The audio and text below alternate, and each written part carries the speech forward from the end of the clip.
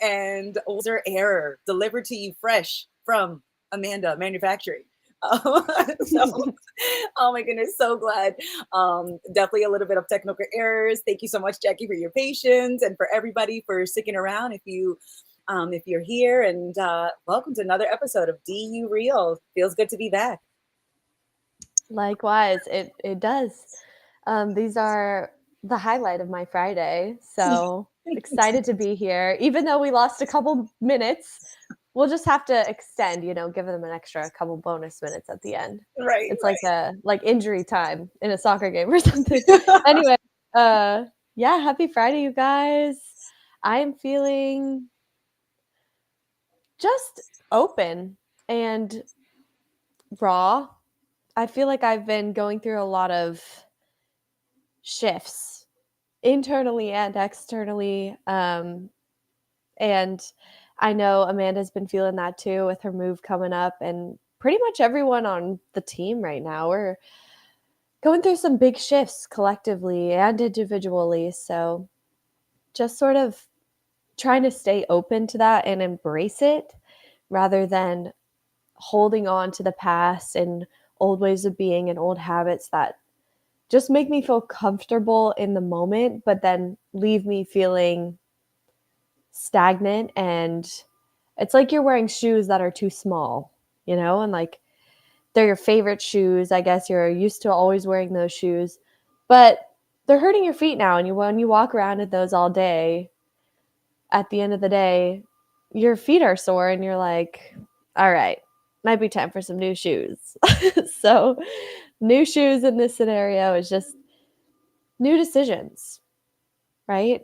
Choosing something that you wouldn't normally choose and seeing where that goes. Because I know how the things I do habitually play out, but I don't know if I were to do something different, how I could grow and change through that process. And really, life is fucking short. So I might as well dive into that new territory and see what I can while I'm here. So Goodness, absolutely. I definitely resonate with that. Like just feeling so raw. And the way that I first described it when I was encountering that feeling more and more was that it felt like an exposed nerve.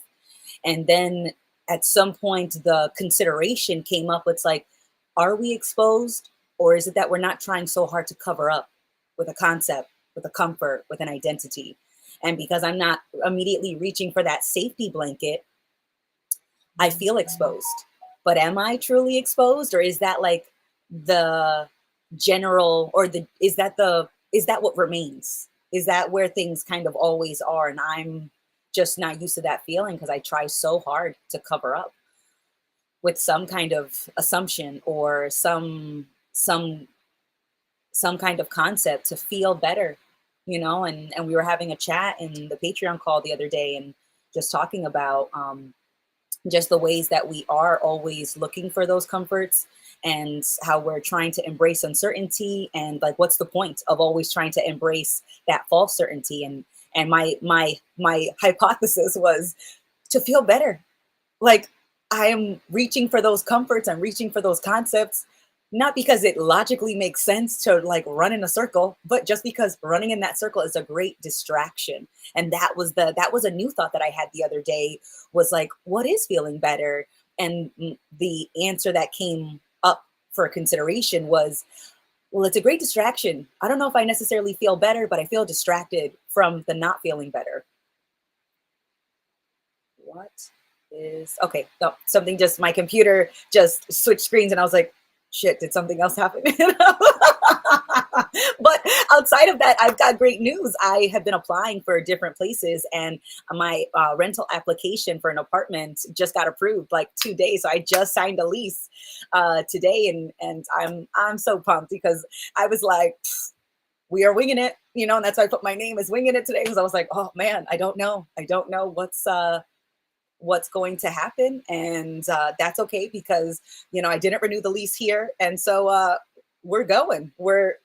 We're like in the midst of that jump, so it's like, oh, the landing could be rough, could be smooth, but I don't know, because we haven't hit the ground yet, so I don't know exactly what's going to happen, but it feels like that is just something that I'm so glad is kind of taken care of for the moment.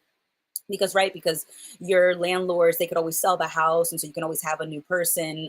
Just because you sign a lease doesn't mean that you're necessarily set in stone, but it's just nice to kind of have that box checked, and then taking care of the shipping and everything else, because moving,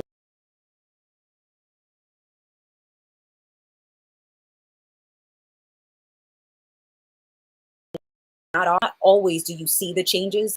You're changing in every single moment. You are changed. So even if your life looks like it's the same, it's it's not. It is always moving. Things are always progressing. So just keep going, even if you're not sure. Just keep going, because it's better to just take that.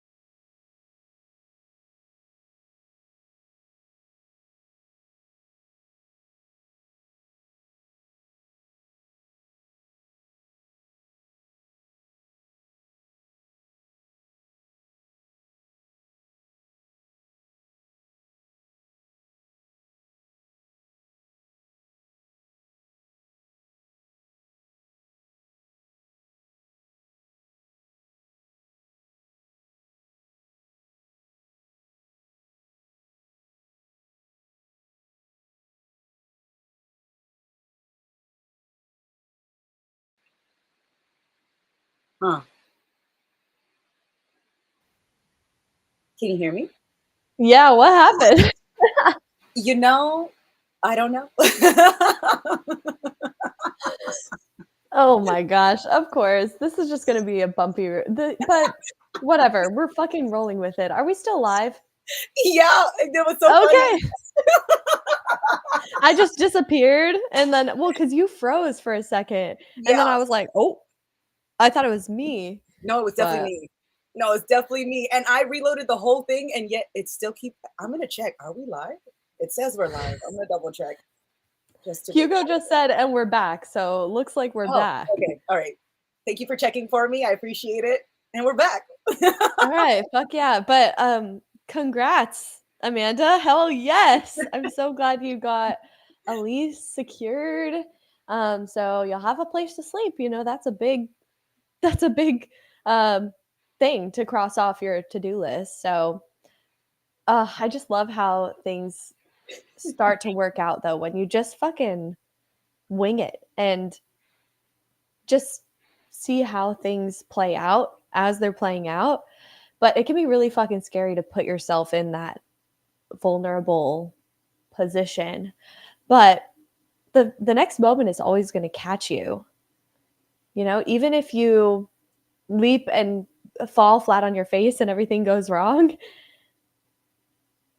you're still there and you can pivot and make a new decision, right? It's not like you're going to cease to exist if something like that doesn't work out. And I love just embracing that mentality of winging it. That's like what this whole podcast is based on. And it's been a really fun practice for me just to show up and see what happens.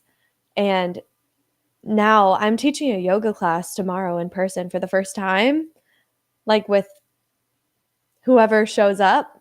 And I'm really nervous and I've planned out the flow already. Like I already know what I'm teaching. Um, and now it's like I'm trying to memorize it and practice like giving the cues and all that shit. And I'm trying not to put too much pressure on myself to get it perfect because it's never gonna be perfect, right? I could always teach it better. So it's just like I have to accept that it's just going to be what it is.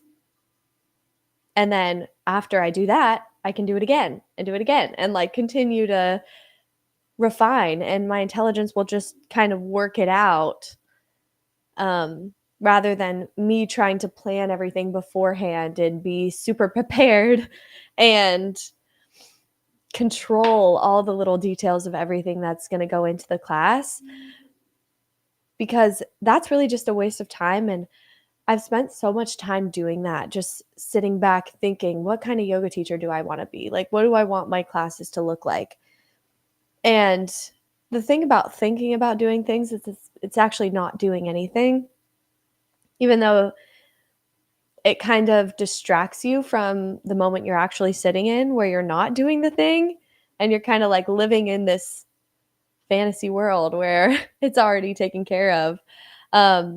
But that doesn't actually exist anywhere except for in your mind. It's kind of what you were saying with like the safety blanket of concepts or thought and security. Like that's all that overthinking and planning is a security blanket. But whether you have the blanket over your head or not, you're still existing out in the universe, none like the same way you always been.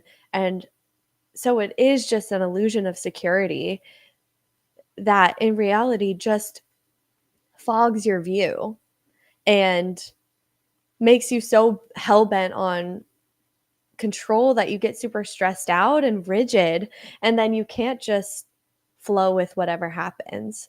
And so tomorrow, as much as like I love the flow that I planned and I'm going to try and stick to the plan for the most part, I'm also leaving some space to just make shit up on the fly. And so yeah, I'm almost like not practicing too much as on purpose. And I'm excited to see how it plays out. I'm going to get, some pictures. I'm going to get some video footage to share. And I think it'll just be really fulfilling to push myself out of the nest yet again. Because I've been a little bit comfortable for a minute now, I have to say. And I'm ready for a new challenge because why the fuck not? Oh, hell yeah. I am so pumped to hear how it goes tomorrow. And that's always the best when you leave a little room for that spontaneity, when you leave a little room for potential, because when you have things that are so rigidly scheduled and there's a very strict itinerary, you can almost feel that suffocation, like the schedule is suffocating you to some degree. The structure is like so binding. So I like that you're intentionally leaving some room, some wiggle room, some winging it room. I'm like, yes, that is the best. The teachers that always resonated the most with me were the teachers that had a love for the subject, and they had a genuine curiosity about it, and I could feel that enthusiasm as they were teaching it, and that enthusiasm and that curiosity led to them being more motivated to learn about their topic or subject. And they were revered as like an expert in school, of course, but it was their love of still being a student in that arena that I always respected and appreciated. And it left room for that little bit of spontaneity. But if they had kept, that very strict, I'm a teacher, I know everything, there's nothing more that I need, everything is very structured, we've got our syllabus, those were the teachers that were the most unpleasant to learn from because they left no room. They left no breathing room. So I'm very excited to hear how it goes out. And then for you to tell us about like the ways that it surprised you, because usually I think that things are going to be a lot harder and scarier than they actually are. And then I go through and I was like, huh, that wasn't half bad. I love those moments. They're the best. And I'm like, man, I really psych myself out. I really need to get that, I need to, keep that in mind that there could be reasonable considerations, but it's not reasonable to terrify myself. That's what feels unreasonable, and totally unnecessary. But I appreciate those moments too, where you are where you are psyching yourself out and you do it anyways. And you're like, oh my goodness, I'm so glad I jumped. I'm so glad I did it. Like that was, I'm so glad that I didn't scare myself out of that potential or that opportunity to express myself or to learn something in a way that I didn't have planned or laid out so perfectly. So I am so pumped, Jackie. Let's fucking go. And then there's going to be the Patreon classes. So you're doing the in-person class tomorrow, but then next Saturday, you've got the Zoom yoga class that's going to be available to our Patreon members. So I am so pumped that you're doing in-person and virtual. It's like, how you want it? You want it? You want digital? You want in person? Exactly, on all platforms. But yeah, thanks for bringing up the Patreon class. That's going to be next Saturday, 10 a.m. for Patreon tier 2 and 3 supporters. We do have a 1-week free trial for Patreon. So if you just want to hop on, get a free class, stay for a week, see what we're all about, see what the groups are like, I highly recommend going to these groups. Honestly, like, no credit goes to Andrew or Ray or anybody who, anybody specifically in the group or what they say, but it's just having a space where I felt like I could challenge myself and talk about whatever the fuck I wanted to in a place that is not judgmental or wasn't going to shut me down or disagree with me right off the bat. So it's crazy, like just taking little leaps into the conversation and showing up and winging it, seeing what the fuck comes out of my face hole when I open it. Um, I'm here. It's like all those little baby steps is really what it's all about. Just keep making fucking little baby steps, and eventually they culminate into like a big step. And that's what this weekend feels like for me. And so I'm just excited to keep stepping and letting myself step more frequently rather than being like, oh, I don't know, but this feels uncomfortable. Because the discomfort is a signal that what you're doing is growth. Like you're expanding yourself, you're pushing your boundaries. And you're right. Like, initially, I could psych myself out so bad and just feel like, think about everything that could go wrong, and how that would reflect on me. And it's going to surprise me every single time because I relate. Like, every time I feel like that and I go through it, I'm like, oh, that really wasn't half bad. And I was doubting myself really for no reason. But those moments are helpful as well, because it's almost like the more that you doubt yourself beforehand and then you do it, the more like relief and excitement you feel afterwards. So it's a good reminder that like on the other end of that wall of fear is the things that we want, right? The growth, the expansion, the change, just, and not even about changing and evolving as a person, but just like the feeling of letting yourself express. It's so empowering, and fucking that's what life's all about, man. Doing things that scare you and watching yourself come through in the end, and that's how you build faith. And literally every single moment that I've done that and pushed myself out of the comfort zone, even if I've messed up or I don't know, like forgot my words in the middle of talking, or one moment comes to mind where I was at a piano recital and I forgot the piece completely and just walked off the stage. um, Even that moment gave me so much opportunity for growth, because I realized I can survive that and move on with my life, right? Like, even if I embarrass myself, even if something goes wrong, it's not the end all be all of my life. And at least I tried and I gained experience, and I know if I mess up again, I'll be fine. So there's not as much of a barrier to trying. The more that you realize that no matter how it goes, you'll be fine.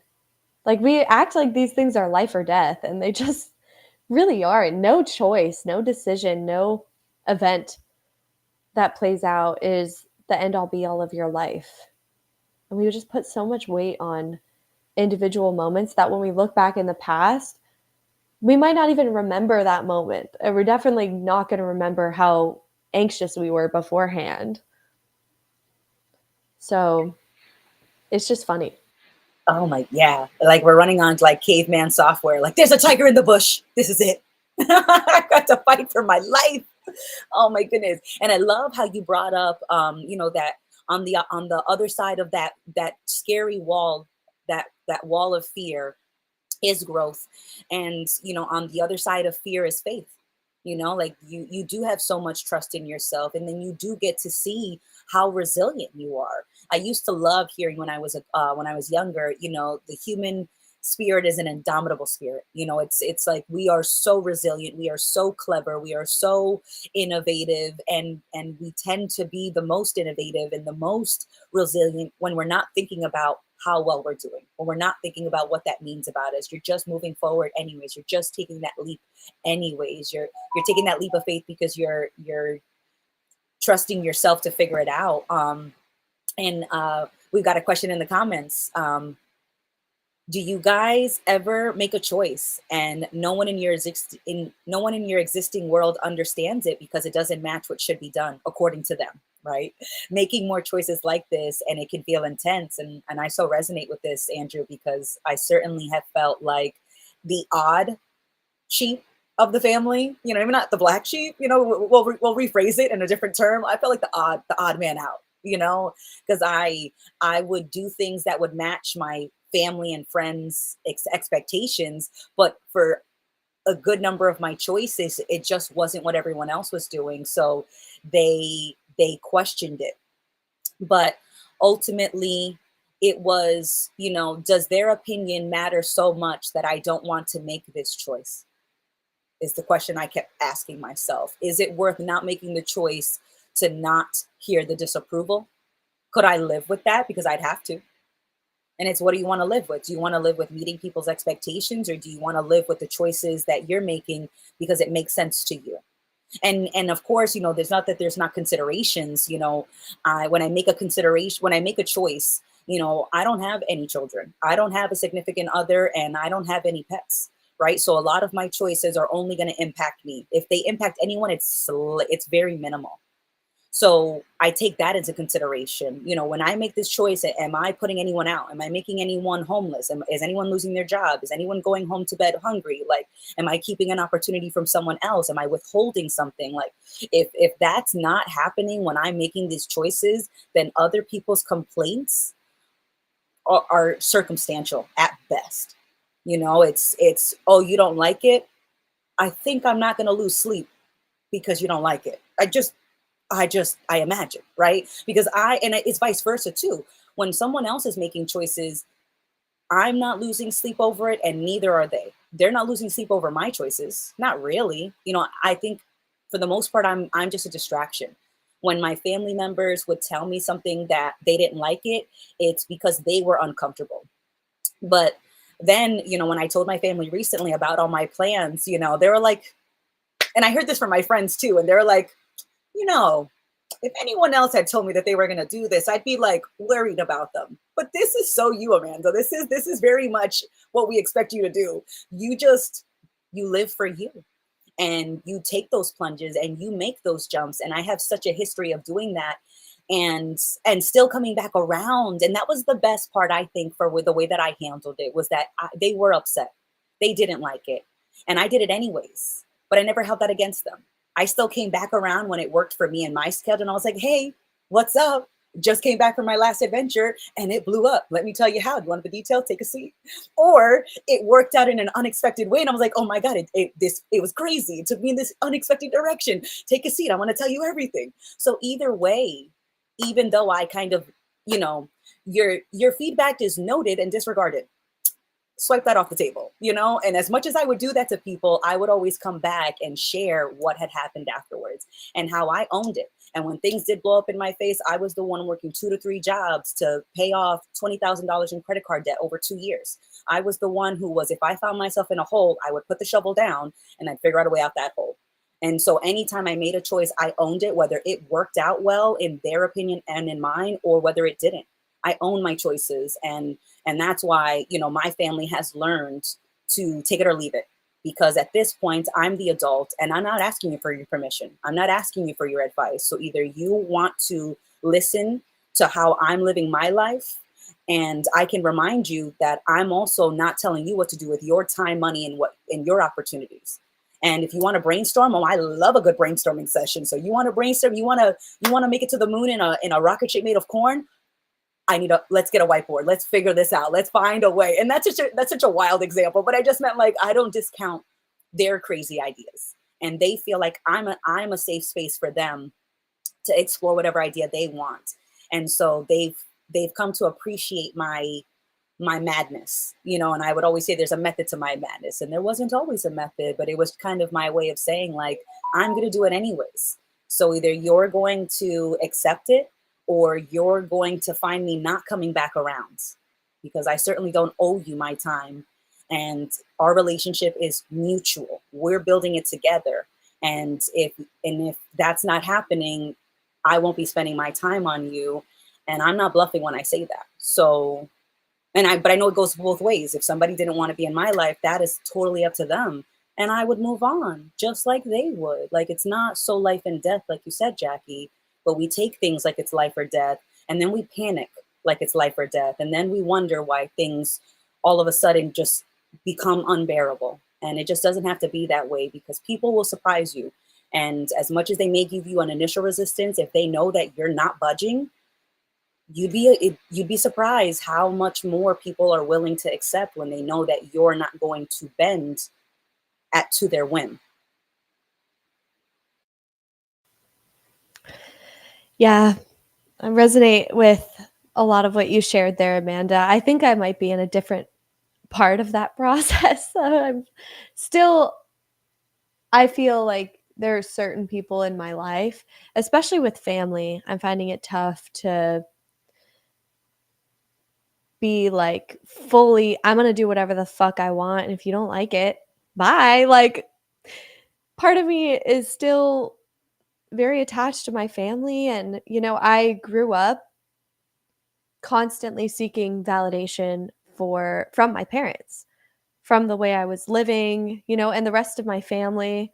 I wanted them to be proud of me, and in order to feel like I was doing the right thing. And I used that as my barometer for a long time, until recently, a couple years ago, I realized that, you know, making choices for everyone else wasn't actually making me happy. And I got to a point where it was like, okay, well, I can keep going down this path and lose myself along the way, just keep denying myself and, you know, the things that I genuinely want to do that are still going to be there in the back of my head every day when I wake up. And like you said before, you're the one that has to live with yourself. So, more recently, I have been making more of those decisions. And even with, you know, realizing my sexuality, that I'm into like both women and men, I told my parents about that. They didn't love that. You know, they didn't, I mean, they weren't like immediately like, you're going to hell, but they were like, well, that's not the way we planned for your life to go. And I was like, well, that's not really my problem. And this reminds me of a Azalea Banks quote, actually. She said, your problems with me are not my problems. Those are your problems. And I just think it's just so funny that we fear other people's judgment. And that's just another person. And if somebody came up to me and were like, I don't like what you're doing, I could just look at them and be like, well, I don't like what you're doing. So who's right? Right? Like, nobody is like the ultimate authority on the right decision to make. Nobody fucking knows that. And the reason that people judge you for the choices that you make is because they probably made choices that weren't really their own, and they don't like being reminded of the possibility that they didn't have to do that. Cuz then they look back on their life and feel like they wasted their time rather than just realizing, "Oh yeah, I can live for myself too." But some people will see you living for yourself unapologetically doing whatever the fuck you want and find it inspiring. And I like to think about that too. Like with every choice I make, there's going to be people that agree and people that disagree. And you can't please them all. And whose opinion do I care about the most? My own, right? Because I have to live with myself and the choices that I make. But it can be tough to, start building momentum in that direction of making choices for yourself and living for yourself, and cutting off that old validation supply of just doing what you think you should do for the validation of specific people that kind of want you to keep doing these things selfishly. And they don't genuinely care about your happiness and the way that your lived experiences. And that's just such an empty thing to live for. But constantly it's a process of negotiating and just keep making little steps. Um, but yeah, definitely resonate with that. Um, Yeah. but we can only live for ourselves, you know. Mm-hmm. And it's totally like it makes sense. Like, of course, I was living for my family's approval. Of course, I was living for my friends' approval. I was that message was so reinforced. And I was doing that for 20 years before I started thinking about not doing that. Um, and I, when I did realize how much I was living for other people and and not only living for their validation, but like manipulating people to get their validation because I was so desperate for it, like because it was such a constant thought and a constant priority.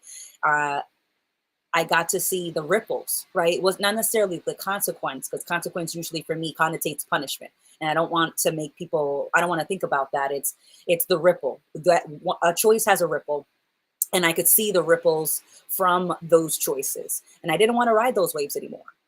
So in order to ride a new wave, there needs to be a different choice making a new ripple.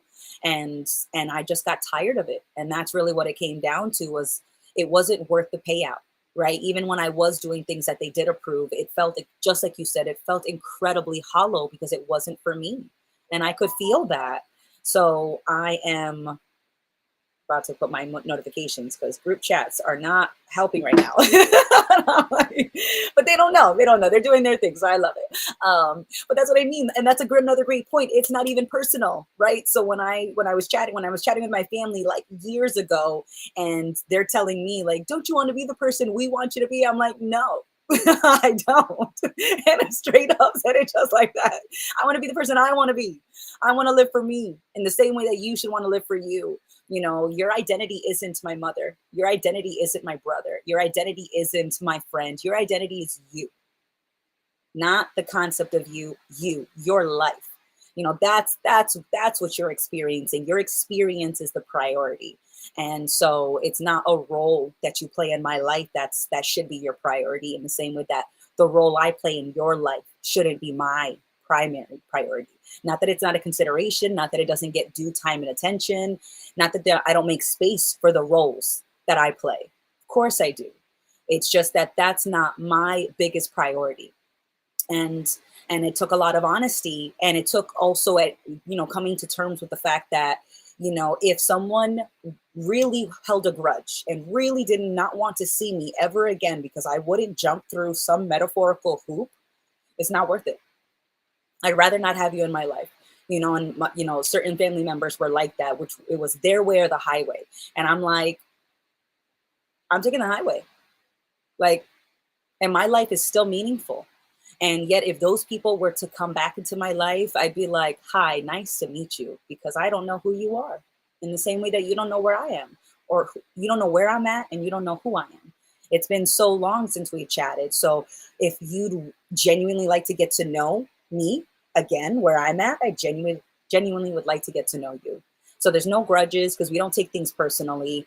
And when I do find myself taking things personally and getting frustrated at work or with friends or with people, I'm like, what expectation did I create that has not been met? Because that's usually where my frustrations arise from. And then just being like, okay, well, we have an expectation and we don't need to maintain it. We don't need to water that plant anymore. I don't need to unbury it. I don't need to analyze it. I don't need to know when I planted it. I don't need to know how long I've been watering it. I don't need to know any of that. Okay, I'm holding the watering container. I'm holding it.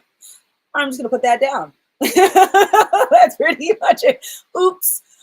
Didn't realize I was watering that bitter plant. Let's put this down. Let's go for a walk around the park in this mental landscape of mine, and and that has given me just space. And in that space is where all that potential kind of finds its own way, because sometimes life feels so synchronous, right? Like I had a challenging meeting at work today, and then right after the meeting I got the email about the apartment application being approved. And I was like, oh man, I feel frustrated and excited right now. I feel so grateful and so frustrated at the same moment. And I'm like, okay, well, work probably feels more frustrating because to some degree I have an expectation that I shouldn't be working it right now. And I'm so happy that the application got approved. But that doesn't mean anything on either front. What else can I do? Oh, I'd love to have a snack before the DU reel. So we had a snack. And our snack was, some cookies and milk. And I was like, that's great. Not very healthy, but this is what I wanted to do. I'm sticking with my choice. And then I put on some music, I did a little dance, and I still could feel that frustration and that gratitude in this same moment. And so it just feels like a good reminder for everyone that you have enough space. There is enough space for everything. And you still can make choices in the middle of conflicting emotions, and you still can pivot and be where you are despite having so many things kind of floating in the backgrounds. I like how you put that of, yeah, just you are the container, right? And then there are all these impulses, feelings, thoughts that come into your awareness. And if you don't understand that you are the container and not the thoughts and the emotions, um, if you don't have that space, you don't allow yourself to kind of zoom out and see the bigger picture from time to time, then you're just going to keep giving into those thoughts, those impulses, those emotions, and getting so caught up in them.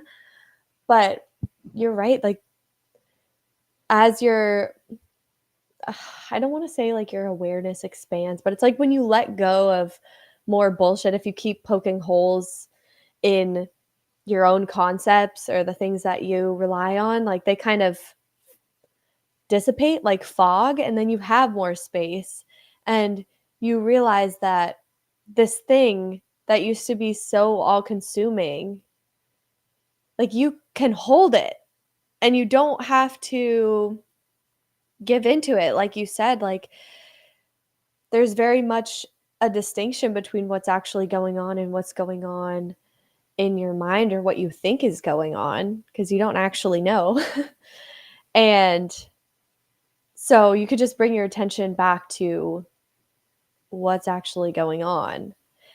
And the only thing that's real is what's actually going on and the way that you feel. But you don't have to settle on a firm idea of what you're feeling or why, or, you know, an idea of what you can or cannot do because you're feeling those things.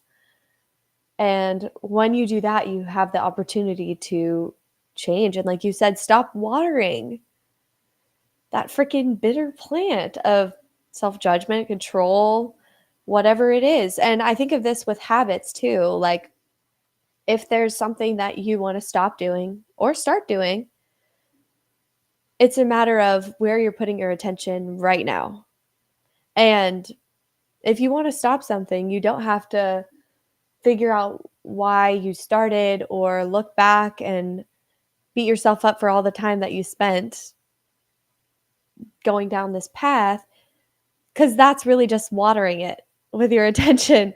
But you can just stop, and then you stopped. It's like when you quit whatever, smoking cigarettes or something, you have to eventually just stop. And then stick with that and go down a new path and water new plants. And no one plant in your garden of awareness deserves all of your attention. You know, you can put a little here, a little here, a little here, and then you have a beautiful, bountiful, diverse garden. And the plants kind of work together and they have like a symbiotic relationship when you're doing that. And as opposed to if you're only watering one plant, it's taking over the whole garden and sucking the life out of everything else. So that's a good way to think about like balance, because it's not that you only should be thinking about yourself and only about what you want. Like you can have space for other people's considerations, but like you said, like it shouldn't be your number one priority. That's the only difference. Rather than like putting other people up here, or society, or like even your idea of yourself up here versus down here, what you want to do, like it should be a little bit like this. Or balanced at least, you know? Just because we only get fucking one of these. And I remember that I have a clock above my head ticking down constantly, and I don't know where it's at. You know, I could have another day, I could have another 5 years, I could have another 10 years. But what do I want to do with that time? How do I fucking want to live? It's only for me. Like my life is my own, and it's funny that I've been like allowing other people to drive, or like purposely wanting to sit in the passenger seat because it feels like too much pressure, but that's just the biggest waste of potential. So we're not doing that anymore. No, no, no. Or not as much, you know. We're not gonna make wild claims over here. No. True, true. If No, it, I'm perfect now. I got it figured out. oh I'm snap, I'm shit. enlightened, Let me catch up, Jackie. I'm not there yet. No, you but, know. but just giving yourself that space, right? Because we don't want to go from one end of the spectrum to the other and plant our flag and say, I live here now. It's it's being okay in the shades of gray, and swinging from one side, one extreme to the other, and being okay with the potential of that, and not putting this new pressure to now not ever do that, because like you said, you're still watering that plant, even if you're saying like, I'm never gonna water it again. I'm like, that sounds like watering. That sounds like watering that plant. You're just using a different hand. You went from the left hand, you switched it. You're like, oh, I'm not. Look at, see, I'm not watering it. Like, not noticing that you just switched hands and you're still watering it with the other hands. Like, That's cognitive dissonance right there. oh my goodness. Oh my goodness. That is a great. I like that. I like that analogy. I love being able to picture things, because it kind of makes it. It kind of gives it your brain something to chew on, when it can picture an image of an example, and because sometimes you almost need to see it before it clicks, and that's okay. But sometimes it's just your gut, and being able to trust yourself, like, this just doesn't feel authentic to me, this just doesn't feel like it resonates with me. is honest with me. Whatever word you want to use. It just doesn't feel like the expression that I want to make right now. And you could use any word to describe that, and being okay with kind of finding your footing.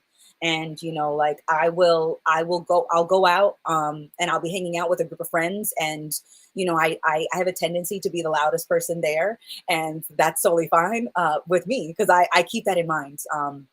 And I'll rein it in. But for the most part, I'm usually the loudest person there. And usually the quieter people that hang out with me are like, how do you do it? I'm like, I just shoot my shot.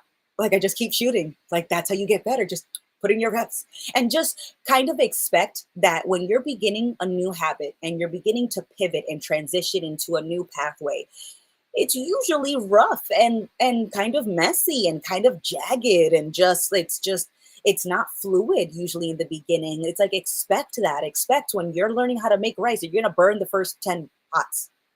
Like, just almost expect it, to some degree, or at least don't be surprised by it, that it could happen, because it's like you're just finding your footing, and it's not going to have that fluidity of 10,000 reps in. It just couldn't. So also having this like unreasonable expectation for perfection when you do pivot, when you do change, is a lot of the reason why people struggle in their first few reps, in their first few attempts. And they're like, I'm overthinking, and I just can't understand it. Like, I don't, I see the benefit of not thinking. And it's like, yeah, but you just put so much pressure on yourself to just all of a sudden not think. That's a lot of pressure. That's a lot of weight. And if you're trying to change the choreography, and we use this example in our episode that we recorded this week, it's very hard to change the choreography when you're covered in weights, ankle weights, wrist weights, of weighted vest. It's very hard to change the choreography when you have additional unnecessary weight on you, and you don't have to. You take off that weight. It's not that it disappears. It's just on the other side of the dance floor. You put the weight down, and it's a lot easier to move. And then you notice other weights. Oh, you took off the ankles, and you're like, oh, but my arms still feel so heavy. You're like, oh snap, there's weights there. All right, take that one off. And it's like, and we talked about this in a Patreon call, where it was like, when you discuss muscle spasms, and sometimes you have a back spasm and you can't move. And as much as you'd love to flip a switch and have all of your muscles relax, you really can't. In my personal experience, you have to relax one muscle at a time until the whole body gets to a state of relaxation where you can get off the floor and lay down or take a hot bath or something. But we have this expectation that because I know that my muscles are tense, it's like telling your tight muscles they're tight doesn't relax them. Just so you know, but relaxing one at a time, and then seeing where the next tightness is, and then relaxing that part, and giving yourself patience and grace to relax one at a time, knowing that it's going to be a process. And then at some point you reach full body relaxation, and you're like, oh, this is amazing. This feels so good. And you're like, and then you can decide what to do from that place of more relaxation. And then you pivot and adapt from there, knowing that the tight muscles are most likely going to come back. But you're developing the skill set and the sensitivity to noticing the tightness before it consumes the whole body again. And even if it does, you've already made it through, you've already survived. And that's another great thing, is that when you make it through something that seemed impossible, you're like, even if we make it there, we know that we can keep going. We can always keep going, even when it feels like taking one step is impossible.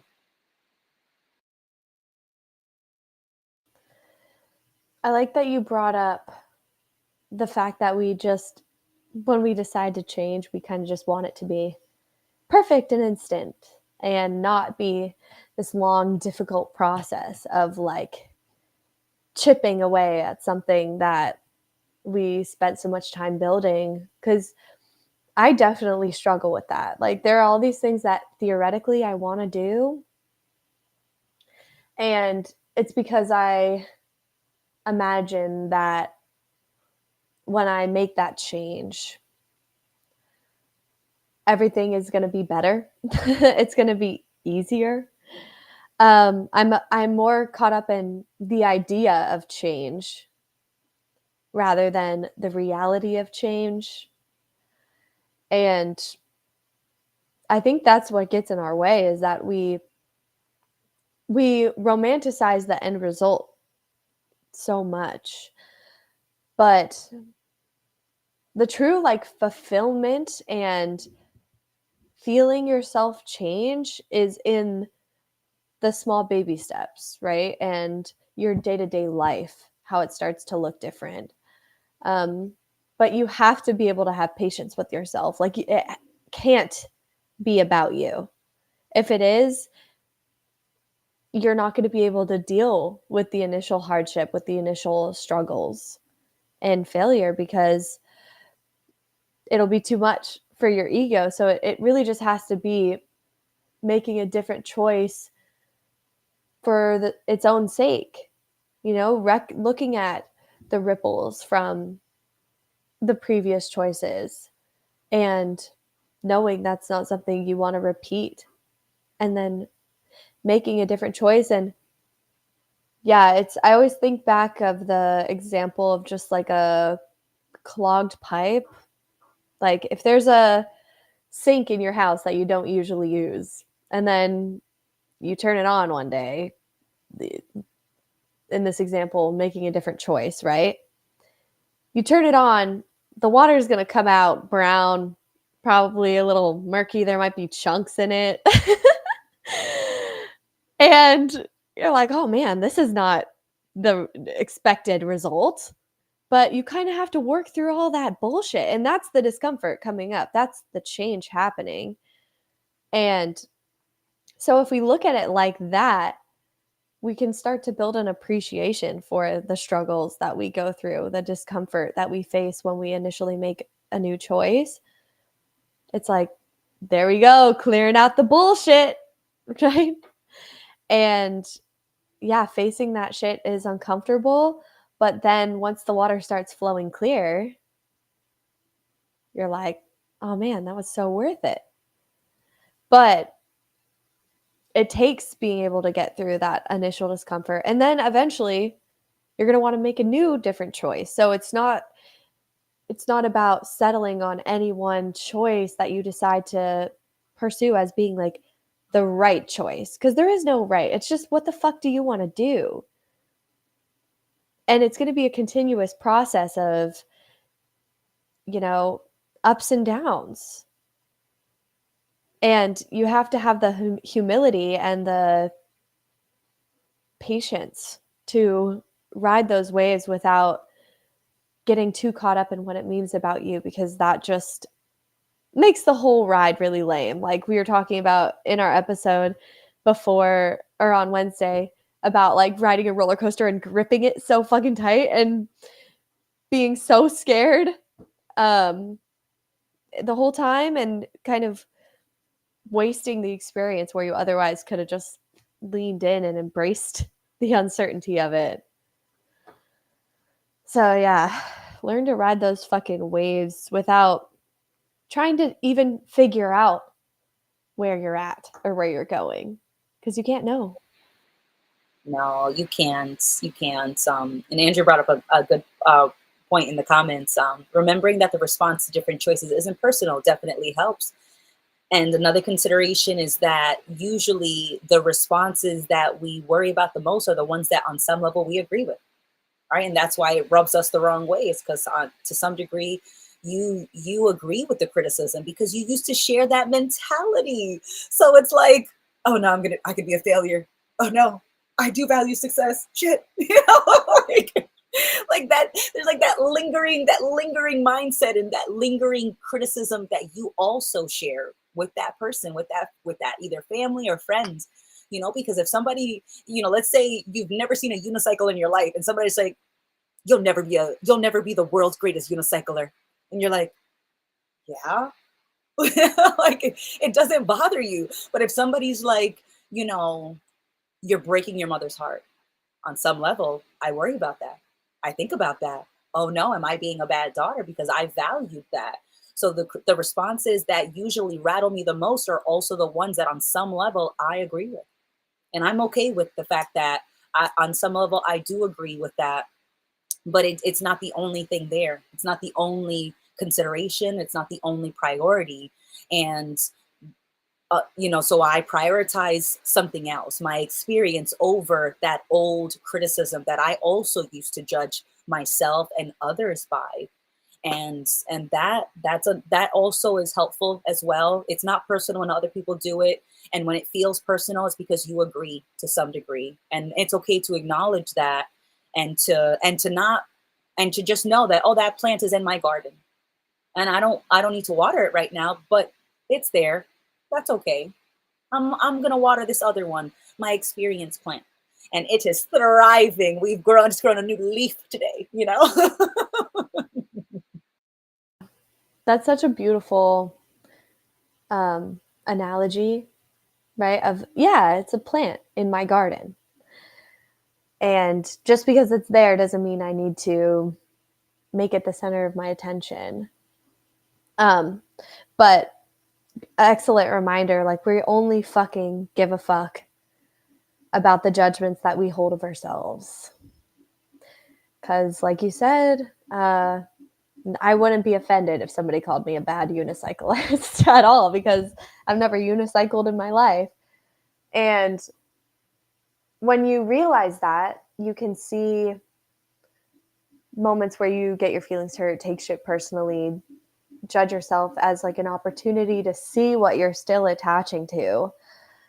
And rather than taking that discomfort and throwing it back in the face of whoever triggered you, I guess, or whatever situation triggered you, you can take that in. And that's actually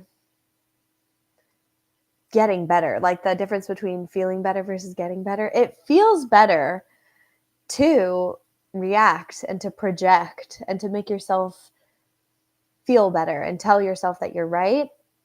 But it's actually getting better to sit with your discomfort and not let it push and pull you anymore. And then you can actually utilize the clarity, and it can give you some more space to live intentionally rather than just going on autopilot and all the conditioning that you've had over the course of your life. Like, that's when you actually start to have free will, because you're taking things in and not letting just momentary impulses be the deciding factor.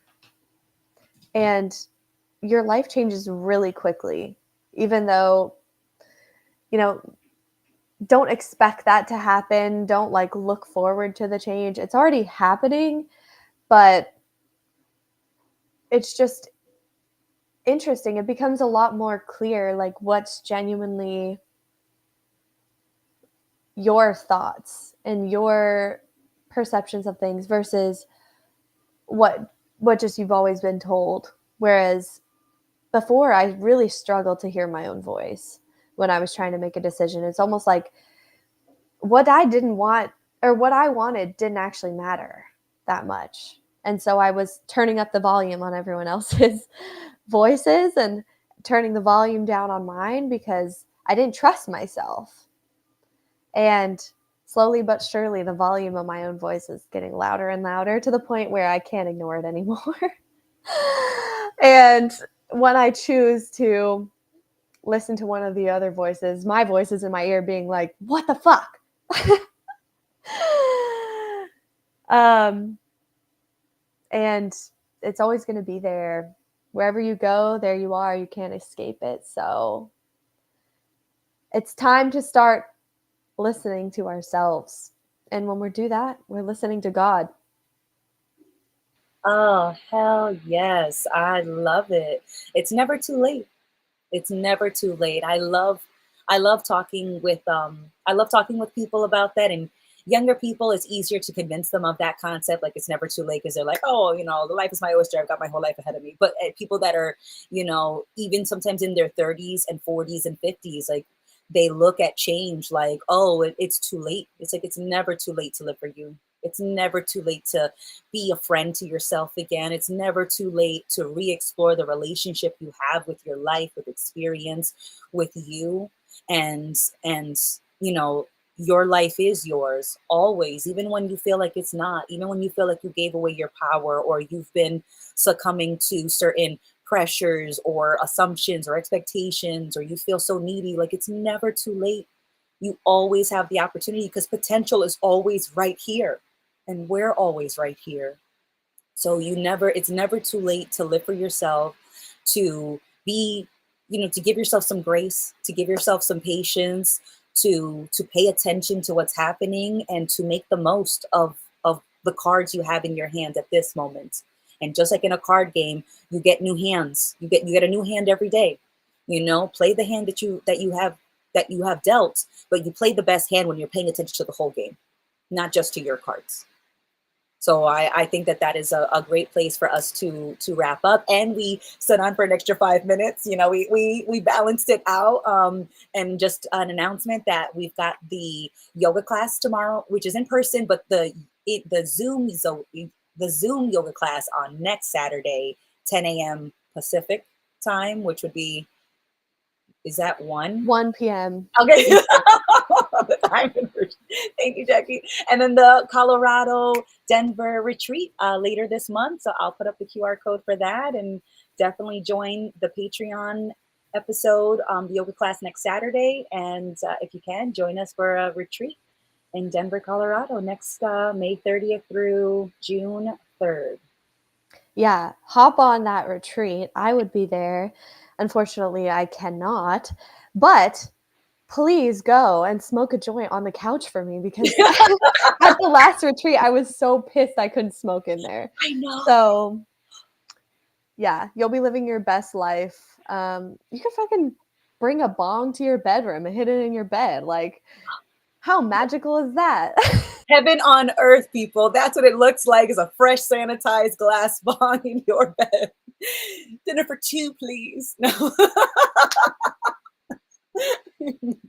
Oh my All God. right, but yeah, we'll catch you guys next Friday for another episode of Do You Real? Same time, same place. And enjoy your weekend. Thanks for tuning in. Thanks, everybody.